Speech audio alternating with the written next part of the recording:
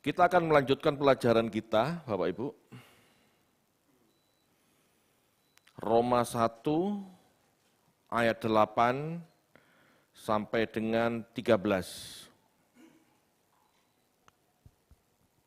Oke, terima kasih Pak Menlu. Roma 1 ayat 8 sampai ke 13.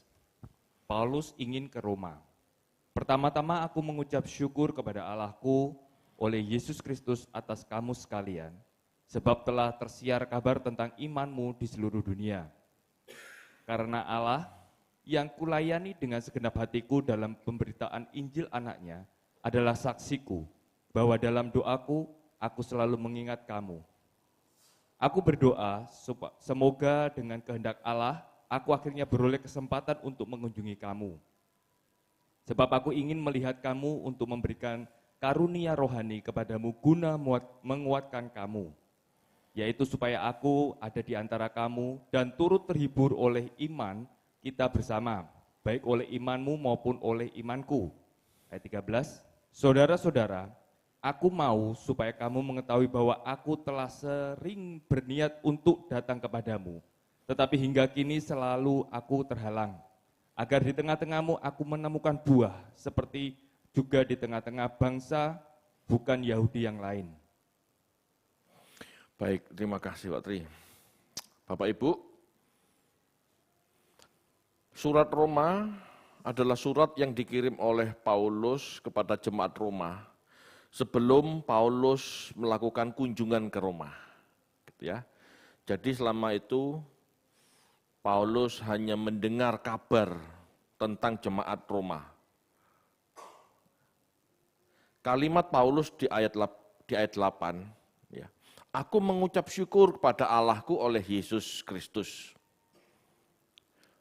Di situ bentuk ucapan syukur Paulus kepada Allah melalui Yesus.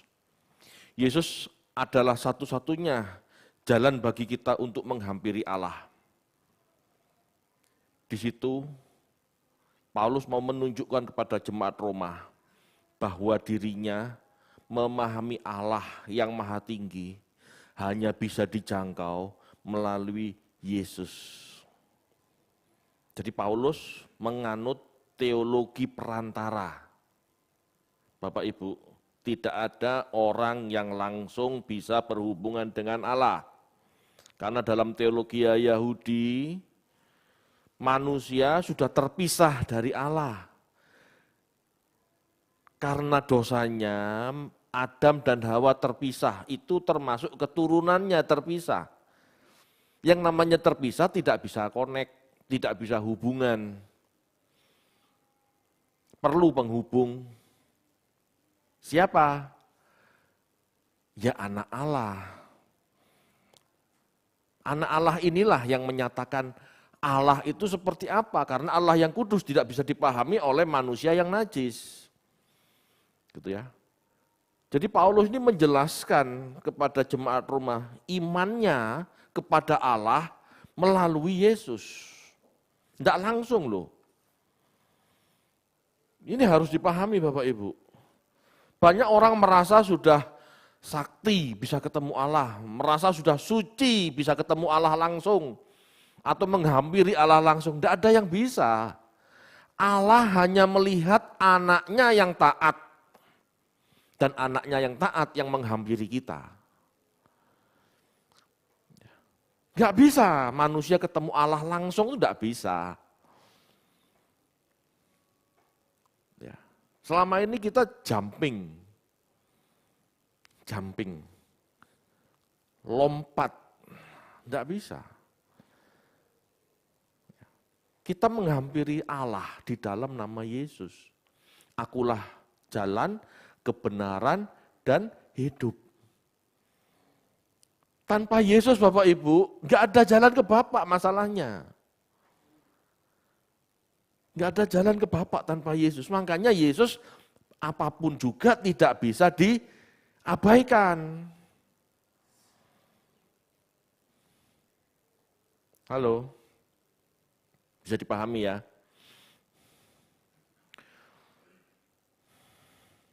Kemudian Paulus melanjutkan kalimat, sebab telah tersiar kabar tentang imanmu di seluruh dunia. Bisa jadi Paulus mendengar kabar tentang iman orang-orang Kristen di sana. Ya, kemungkinan kisah yang diterima Paulus itu kisah tahun 50 Masehi tentang peristiwa keributan antara orang Yahudi dan orang Kristen tentang sosok namanya Kristus. Ini ditulis oleh sejarawan Romawi Suetonius. Yesus itu tokoh sejarah, bukan fiksi. Ya. Kalau tokoh perjanjian lama, banyak yang diduga fiksi.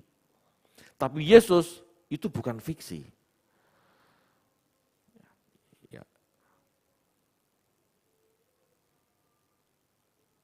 Bapak Ibu, kita harus benar-benar belajar. Ya. Kalau tidak gitu kita bingung. Yesus adalah tokoh sejarah yang nyata. Selain kita yang mencatat, ya, selain kita orang Kristen yang mencatat, Yesus dicatat oleh sejarawan Romawi, Suetonius, Yosefus. Bahkan Yosefus itu orang Romawi tapi sebetulnya dia orang Yahudi, dia suku Yahudi, gitu ya. Banyak. Nah, pada saat itu, ya pada saat oleh Suetonius, ya saat itu ditulis tentang keributan orang Yahudi dan orang Kristen. Ya, berbeda pendapat, orang Yahudi menyatakan Yesus apa, orang Kristen menyatakan Yesus itu siapa. Jadi keributan itu sampai di Roma. Sampai kekaisaran Roma itu jengkel. Kok ribut masalah begituan? Ya.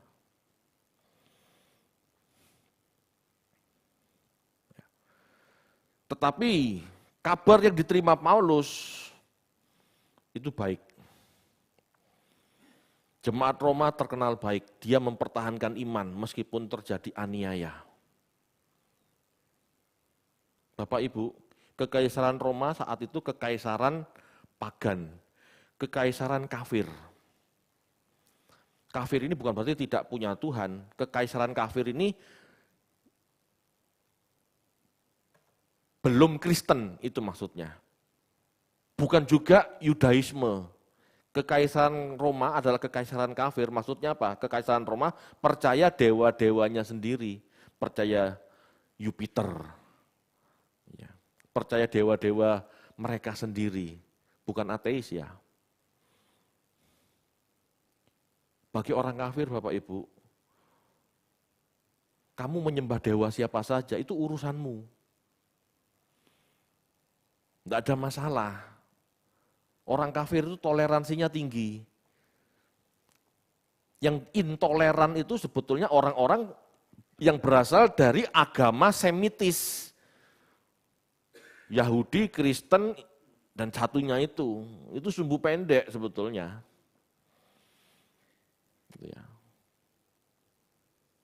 Yang benar agamaku, ribut. Jadi di Roma mereka ribut tentang Yesus. Ya, ini sejarah. Kalau yang buruk Bapak Ibu jangan ditiru. Ya, ada orang ngejek, Yesus bukan Tuhan. Ya terserah. Nggak perlu kita membela, Yesus Tuhan. Nggak percaya, gepuan, ayo. Nah, jangan seperti itu. Itu orang kampungan. Masa kita kalah sama orang kafir? Orang kafir itu santai, kamu menyembah dewa Jupiter, silakan. Aku menyembah dewa Zeus, silakan. Itu orang kafir, menghormati keyakinan orang lain.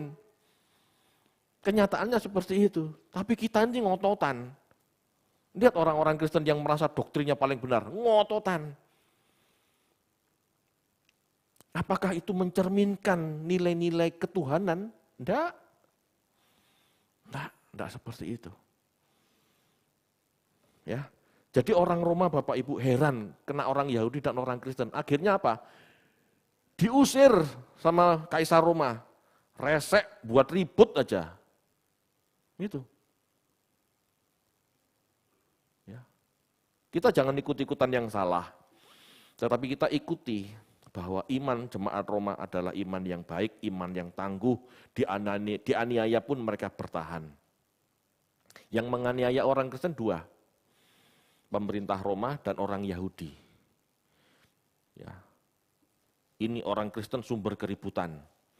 Menurut orang Roma begitu. Kenapa? Yang diberi hak bebas itu orang Yahudi. Bagi orang Roma, bagi pemerintah Roma, orang Yahudi yang dikasih privilege beragama dengan caranya sendiri. Nah, saat itu kekristenan kan masih bagian dari Yahudi. Jadi dianggap ini sekte, biang kerok, keributan. Maka orang Kristenlah yang dianiaya oleh pemerintah Roma dan oleh orang Yahudi. Gitu ya, jadi diusir gitu. Paulus mengatakan, ya, selanjutnya Paulus mengatakan di ayat 9, Allah adalah saksiku. Ya. Kalau panjangnya, karena Allah yang kulayani dengan segenap hatiku dalam pemberitaan Injil anaknya adalah saksiku. Bahwa dalam doaku, aku selalu mengingat kamu. Jadi Paulus menyatakan, aku ingin berkunjung ke Roma. Aku selalu mengingat kamu. Allah saksinya. Istilahnya, sumpah aku. Ini loh. Seolah-olah Paulus menegaskan, aku tuh mengingat kamu, aku tuh mengasihi kamu, aku kepingin datang ke sana. Ya, Allah adalah saksiku. Mengindikasikan Paulus mengambil sumpah dalam nama Allah. Ya. Ini cara Yahudi. Paulus kan Yahudi Bapak Ibu. Siapa yang ngomong Paulus Kristen? Paulus itu kan orang Yahudi. Cara Yahudi untuk menyatakan kesungguhan dengan sumpah. Ya. Loh, emangnya boleh Pak orang Kristen sumpah? Boleh, kenapa tidak boleh? Yang tidak boleh itu bersumpah palsu. Kalau bersumpah boleh. Gitu. Asal ditepati. Jangan langkau bersumpah demi Allah gini-gini. Iya. Lanjutkan kalimat berikutnya itu apa? Gitu. Jangan bersumpah tuh maksudnya jangan dikit-dikit demi nama Allah. Seolah-olah kalau kamu nggak ngomong demi nama Allah, kalimat-kalimat yang kamu katakan ini palsu semua. Nah ini yang enggak benar. Kalau orang tidak dolak-dalik, kalau orang tidak pernah berbohong, gitu ya, nggak perlu sumpah, gitu loh ya. Apapun kalimat yang kamu katakan itu benar, gitu maksudnya. Ya, bukan berarti tidak boleh sumpah.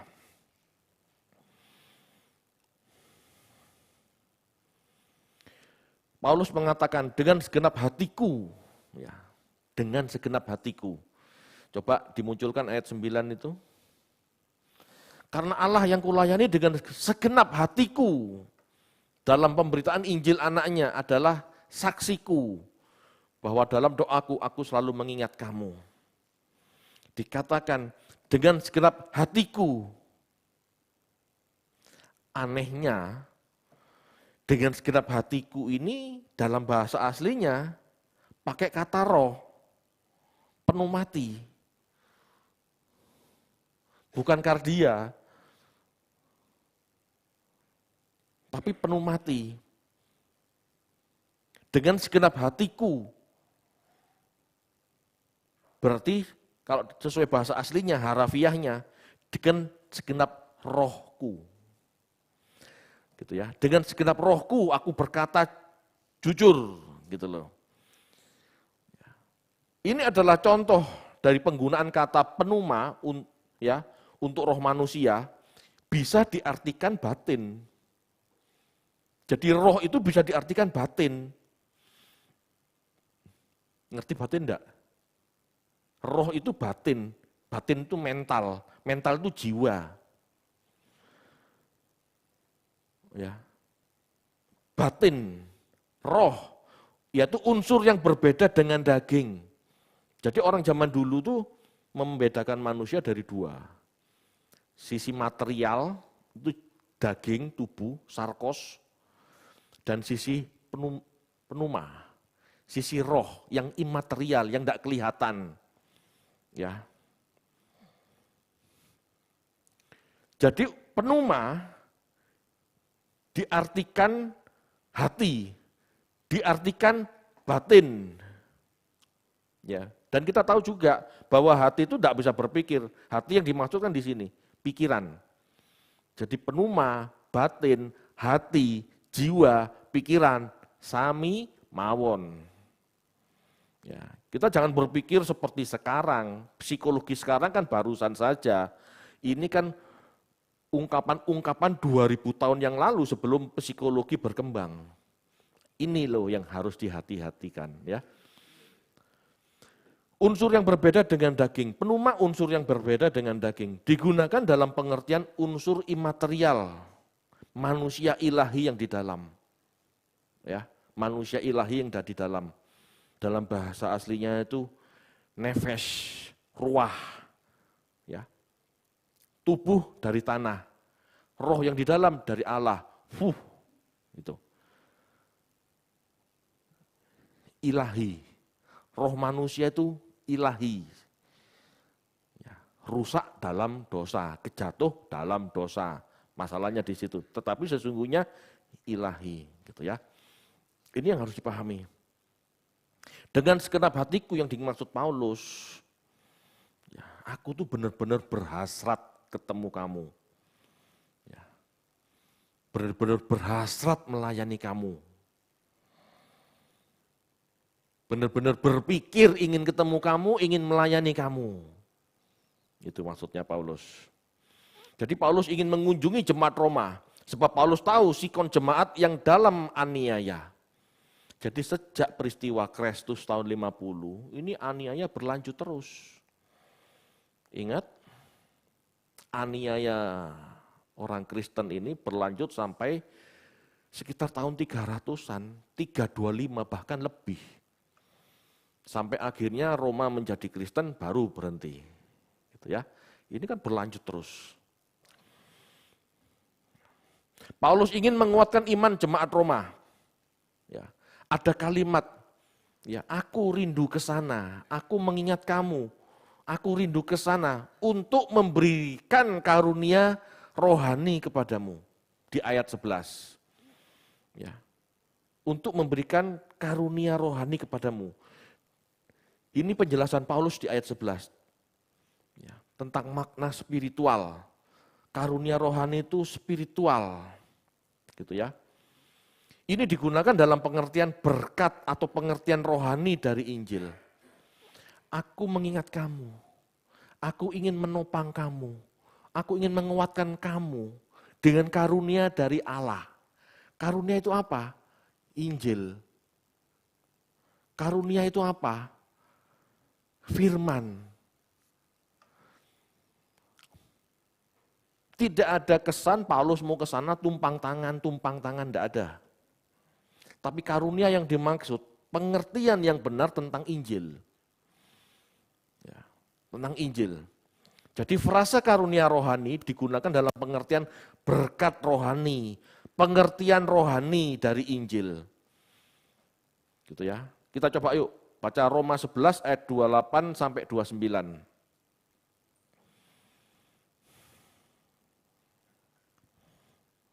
Roma 11 ayat 28 dan 29.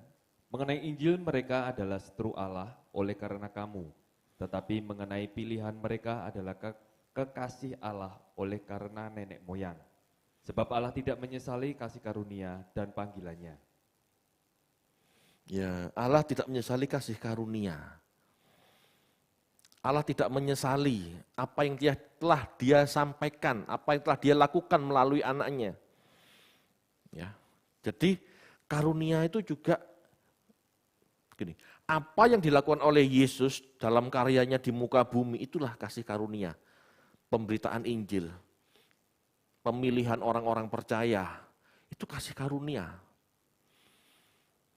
Kesembuhan, segala hal itu kasih karunia. Ya, yang dilakukan Yesus. Selanjutnya di ayat 12 ada kalimat oleh iman kita bersama. Ini maksudnya dari persekutuan Kristen, karunia rohani yang dimaksud adalah ajaran Injil untuk mempersatukan, membangun iman orang-orang percaya dalam suatu komunitas yang bertumbuh. Orang-orang percaya dikaruniai atau diberi pengertian yang benar untuk kebaikan bersama. Sekali lagi, saya ulangi, Paulus mengingat jemaat Roma. Paulus mengatakan, aku ingin ke sana. Paulus ingin ke Roma, memberikan kekuatan, memberikan karunia rohani, berupa pengertian yang benar, supaya orang-orang jemaat Roma bisa bertumbuh. Bisa bertumbuh. Kalimat iman kita bersama, jadi ayo bertumbuh bersama. Ayo bertumbuh bersama. Iman kita bersama, bertumbuh bersama. Kata iman, ya, akar kata Ibrani iman, emunah, dipakai untuk menggambarkan seseorang yang bisa dipercaya, loyal atau diandalkan. Itu iman. Aku ingin ke sana. Aku ingin memberikan kasih karunia yang aku pahami, yaitu pengertian firman gitu ya. Supaya kamu bertumbuh, supaya kamu kuat, supaya kamu loyal, supaya kamu bertahan, supaya kamu dapat diandalkan, itu maksudnya. Jadi Paulus itu, Bapak Ibu, belum pernah ke Roma, ingin datang ke Roma untuk menguatkan jemaat Roma, supaya tetap kokoh, tetap bertumbuh. Bertumbuh dalam iman, itu apa? Bukan sok yakin, percaya saja, bukan. Iman itu berarti dia melakukan sesuatu yang sesuai kehendak Allah. Melakukan apa? Ketekunan, kesetiaan, kasih, pengampunan. Itu loh iman, itu loh hasil iman. Jadi iman itu bukan cuma sok yakin, tapi bagaimana kamu memperlakukan orang lain, bagaimana kamu memperlakukan jemaat, bagaimana kita memperlakukan jemaat, sudahkah dengan kasih, atau gesekan sedikit nesu. Ini tidak dapat diandalkan, tidak bertumbuh namanya. Ya. Sesuai penjelasan di ayat 13, agar di tengah-tengahmu, di tengah-tengah jemaat, aku menemukan buah. Loh. Dalam konteks ini buah, karpon, ya, menunjuk pada kedewasaan Kristen. Seperti Galatia 5 ayat 22. Ayo dibaca yuk.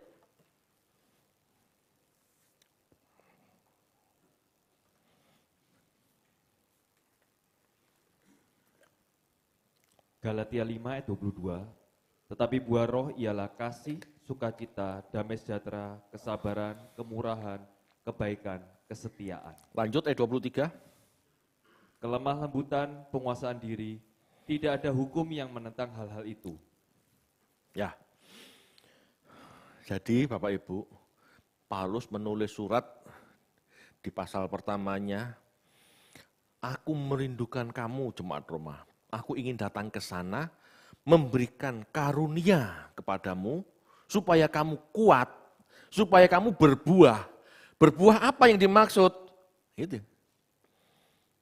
Muncul kan? Buah apa yang dimaksud? Lemah lembut, penguasaan diri. Ayat 22. Halo. Nah, buah. Supaya aku melihat buah, supaya Paulus dapat melihat buah di antara jemaat. Buah apa? Bukan jiwa-jiwa loh, jangan salah paham. Kasih, sukacita, damai sejahtera. Paulus ingin melihat jemaat yang penuh dengan kesabaran, kemurahan, kebaikan, kesetiaan. Itu buah yang dimaksud Paulus. Buah tidak pernah diartikan jiwa-jiwa. Ayo, hasilkan buah. Ajak satu orang ke gereja, itu bukan buah. Yang dimaksud buah adalah pengertian yang kita pahami dari firman, lalu kita bertumbuh olehnya menjadi lebih baik, lebih sabar, lebih murah hati, lebih lemah lembut, mampu menguasai diri, itu buah. Jadi Paulus ingin ke Roma, ingin memberitakan kebenaran firman yang dipahaminya sebagai karunia, supaya dari jemaat Roma bertumbuh dengan iman. Menemukan iman yang sama. Buah-buah ini loh yang disebut iman yang sama. Bapak Ibu, kita mau ya punya iman yang sama dengan iman yang diharapkan Paulus pada jemaat Roma. Amin. Kita enggak bingung jiwa-jiwa. Kita berharap jiwa-jiwa hadir, tapi jangan itu tujuan. Tujuan utama kita buah-buah roh. Tujuan utama kita iman yang benar, yang kita hidupi bersama. Bersama. Lah khotbahnya satu, modelnya begini, tapi ada yang nesuan, ada yang ngamuan, ada yang cuek, ada yang sabar. Nah ini enggak benar. Paham Bapak Ibu? Firman yang diberitakan sama, kebenarannya sama, seharusnya buahnya sama. Itu yang disebut iman bersama. Jangan ikut-ikutan gereja lain. Oh gereja lain begini Pak, hasilnya begini, tambah banyak, tambah jiwa-jiwanya tambah banyak, mak meningkat. Caranya begini Pak. Setiap orang kalau ngajak dikasih 10.000 Pak. Murah banget jiwa-jiwa, 1 jiwa 10.000. Ayo berbuah seperti gereja itu Pak. Buahnya luar biasa Pak. Apa buahnya? Gerejanya tambah besar, tambah megah. Itu bukan buah Bapak Ibu. Meleset mama. Buah yang benar ya ini, buah roh. Jemaat menghasilkan kesabaran, kemurahan, kebaikan, kelemah lembutan, itu buah. Itu buah yang ingin dilihat Paulus. Itu yang disebut Paulus iman bersama. Ayo Bapak Ibu.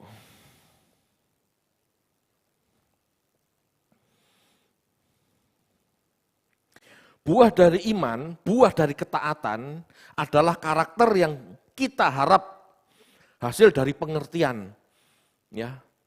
Jadi iman yang benar adalah karakter yang kita harap, hasil dari pengertian yang benar. Buah ini disebut karunia dalam arti pemberian. Ya. Buah ini disebut karunia dalam arti pemberian Allah. Sebab dari Allah semua firman yang diajarkan, meskipun tidak bisa kita pahami sebagai gratis, karena kita harus berjuang. Ngerti ya? Ada orang berpikir iman itu hasil perjuangan kita. Tapi ada yang ngomong iman itu pemberian Allah. Mana yang benar? Halo? Mana yang benar? Dua-duanya benar. Bagaimana kita bisa taat kepada Allah? Bagaimana kita bisa setia kepada Allah tanpa pengertian dari firman Tuhan?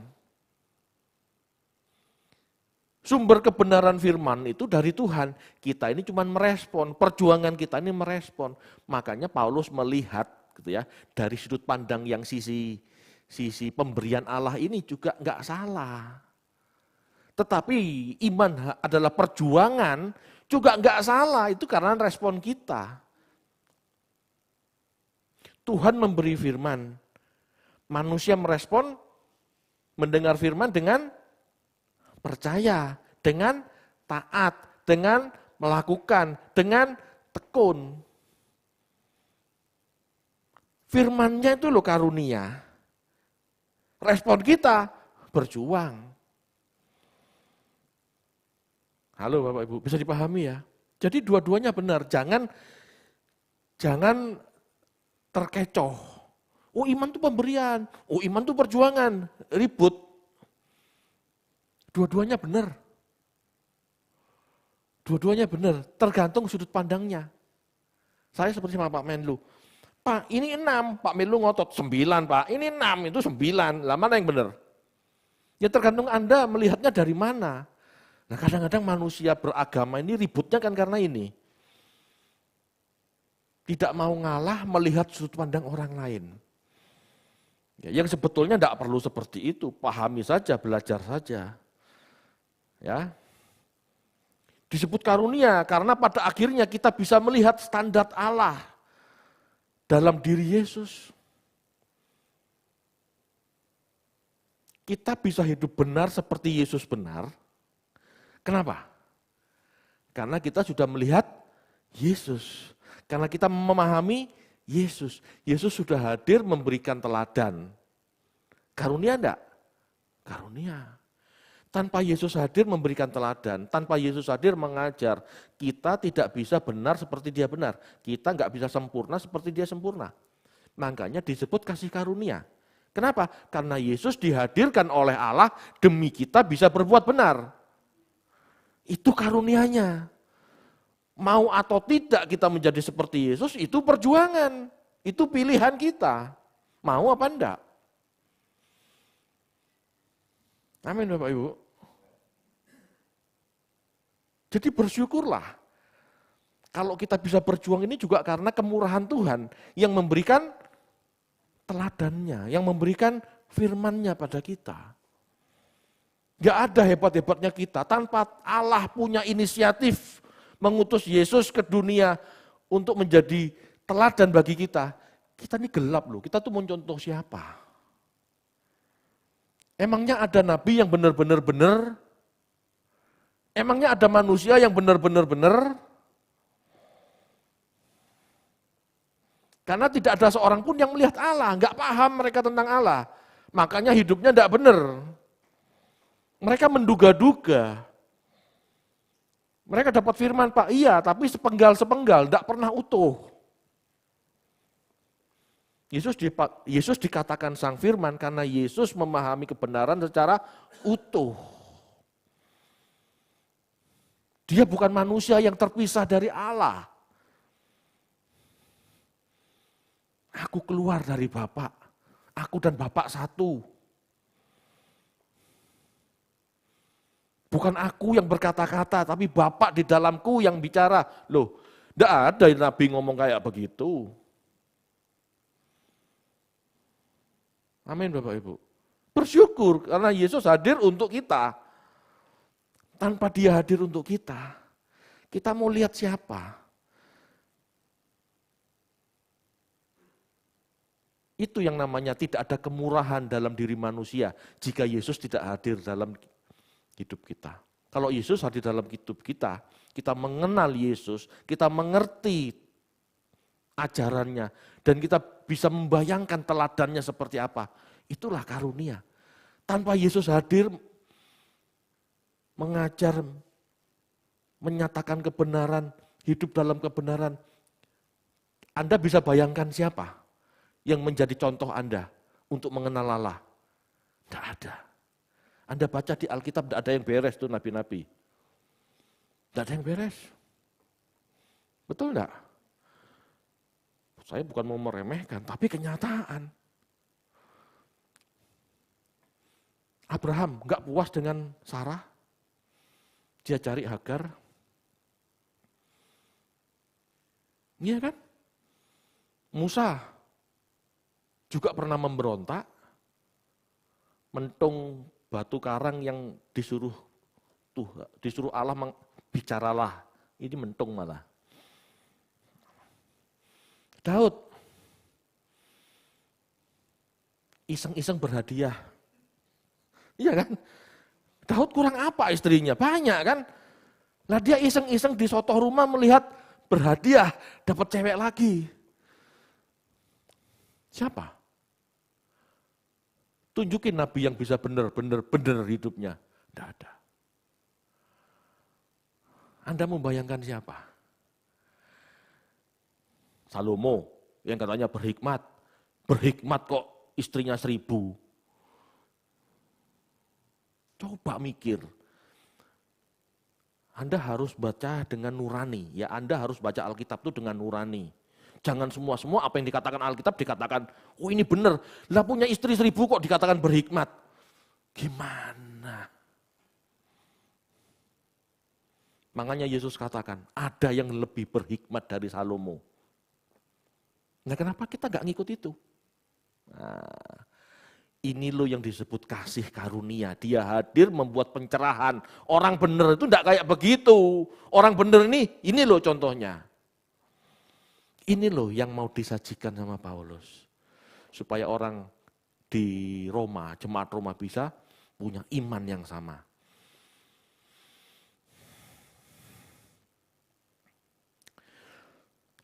Disebut karunia karena pada akhirnya kita bisa melihat standar Allah dalam diri Yesus. Seperti Yesus yang taat dan setia sampai mati, demikianlah jemaat Roma mengalami aniaya, berjuang dan taat kepada ajaran Tuhan dan setia sampai mati. Ini teladan bagi kita Bapak Ibu. Kalau jemaat Roma itu dianiaya dan bisa berbuah, kita ini enggak dianiaya kan? Mosok enggak bisa berbuah? Halo? Kan gitu cara berpikirnya.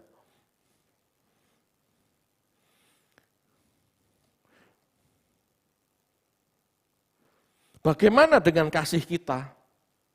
Ya. Bagaimana dengan kasih kita? Apakah sikap kita sudah adil? Apakah kita sudah memiliki kepedulian seperti jemaat Roma? Semua ini akan menjadi keharuman bagi sekeliling kita jika kita bisa melakukan iman seperti jemaat Roma. Akan jadi keharuman Bapak Ibu. Kalau kita bisa melakukan seperti yang jemaat Roma lakukan. Dianiaya, tetap percaya Yesus. Golok di sini, tetap percaya Yesus. Itu loh yang dikatakan lebih dari pemenang. Itu loh yang dikatakan lebih dari pemenang. Di hadapan golok tetap percaya Yesus. Jadi jangan nyanyi, aku lebih dari pemenang ya, karena Anda belum di bawah golok. Tidak ada tantangan di hadapan Anda, jangan ngaku-ngaku pemenang.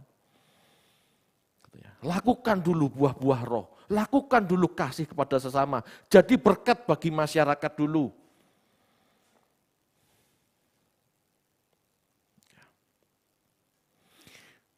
Jika dalam aniaya saja kita harus berbuah, apalagi dalam sikon tidak ada aniaya, seharusnya kita bisa berbuah.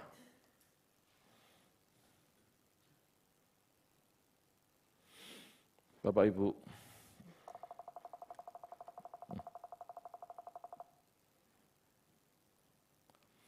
penting bagi kita memahami ajaran Paulus. Ya, penting. Kenapa? Ya masuk akal. Masuk akal. Enggak ada aneh-aneh. Enggak ada aneh-aneh. Enggak mistis. Betul loh. Coba periksa. Yang dimaksimalkan pikiran. Ya.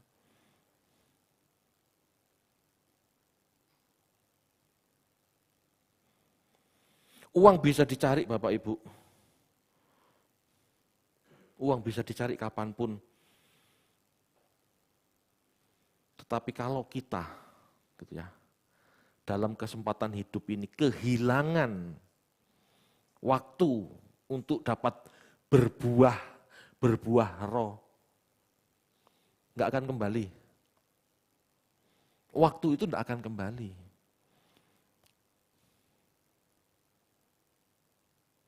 Ayo pergunakan waktu yang ada.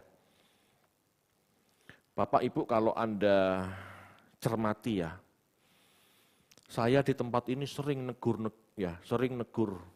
jemaat, sering mengingatkan jemaat ya tentang perlunya berbagi kasih. Contohnya UMR misalnya, bersikap adil dulu. Kalau adil saja tidak bisa, apa mungkin punya kasih? Karena kasih itu melampaui keadilan. Lihat konteks ya, karena saya lagi ngomong sama jemaat. Jemaat di sini kebanyakan wira swasta, kebanyakan pengusaha. Entah besar atau kecil, yang namanya pengusaha itu bos. Betul ya, kan gitu. Yang karyawan jarang. Kenapa saya ngomong seperti itu?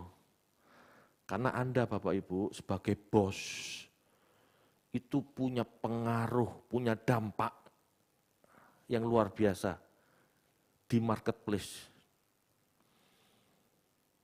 Kalau hidup Anda benar, Anda punya buah roh, Anda memperlakukan karyawan dengan adil, berdampak loh.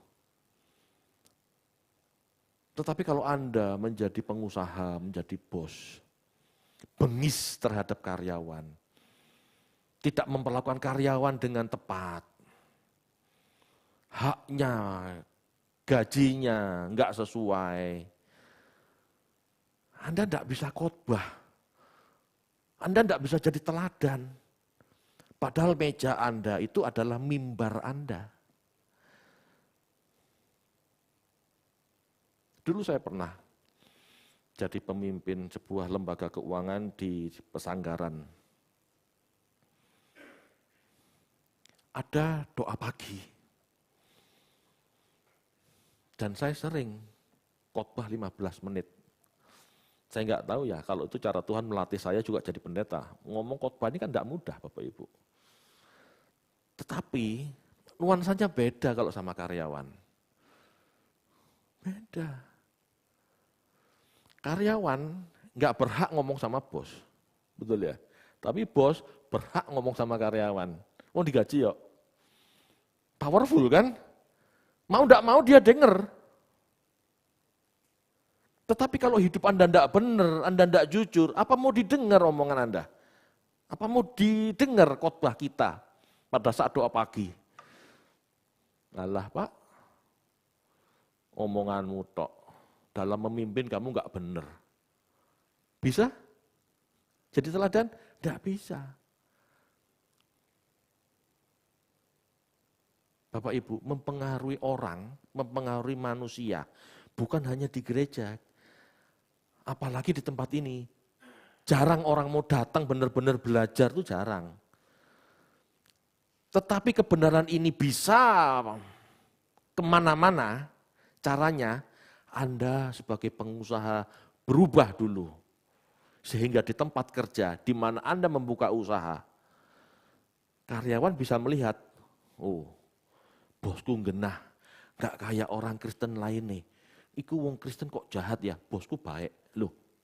Atau sebaliknya karyawan orang lain, iku bos kok genah ya, bosku kok gak genah ya. Nah, Anda harus tunjukkan itu. Anda harus menjadi dampak di tempat Anda bekerja, di tempat Anda berusaha. Kantormu, pabrikmu, tokomu, itu gerejamu di mana Anda harus menggembalakan orang-orang yang bekerja di tempat Anda. Jangan pikir gereja ini cuma ini. Enggak, jangan berpikir seperti itu. Sama seperti Paulus, saya pun berharap melihat di tempat kerja Anda ada iman yang sama, ada buah-buah yang sama. Betul enggak? Jangan di gereja ini aja kelihatannya berbuah, di rumah tidak, di masyarakat tidak. Halo?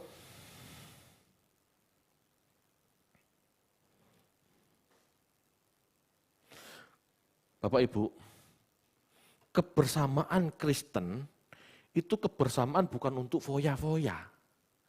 Bukan kebersamaan untuk main-main. Ya. Kalau sementara ini kita olahraga bersama, sepedaan bersama, fitness bersama, ya itu sebetulnya sisi lain gitu ya. Sebetulnya kan fokusnya bukan itu.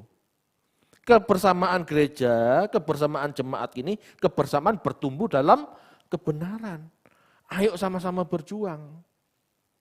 Betul enggak? Dan bagi Anda yang karyawan, belajarlah kebenaran juga. Bos Anda benar atau enggak benar, ya berlakulah benar seperti Tuhan ajarkan. Supaya setidaknya bos Anda bisa melihat, oh ini wong Kristen benar, ini karyawan benar.